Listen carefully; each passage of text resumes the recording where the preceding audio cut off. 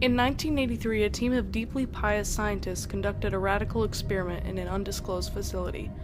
The scientists had theorized that a human without access to any senses or ways to perceive stimuli would be able to perceive the presence of God. They believed that the five senses clouded our awareness of eternity, and without them, a human could actually establish contact with God by thought. An elderly man who claimed to have nothing left to live for was the only test subject to volunteer. To purge him of all his senses, the scientists performed a complex operation in which every sensory nerve connection to the brain was surgically severed.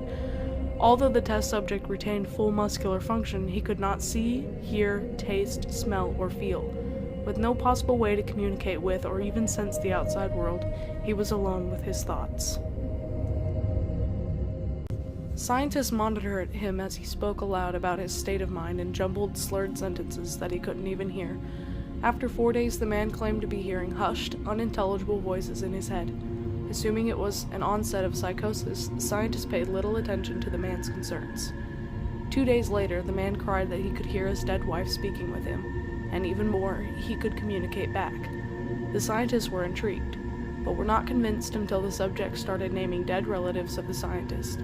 He repeated personal information to the scientists that only their dead spouses and parents would have known. At this point, a sizable portion of scientists left the study. After a week of conversing with the deceased through his thoughts, the subject became distressed, saying the voices were overwhelming.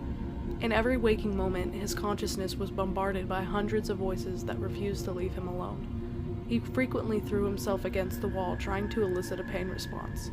He begged the scientists for sedatives so he could escape the voices by sleeping. This tactic worked for 3 days, until he started having severe night terrors.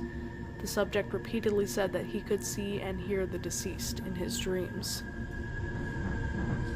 Only a day later, the subject began to scream and claw at his non-functional eyes, hoping to sense something in the physical world.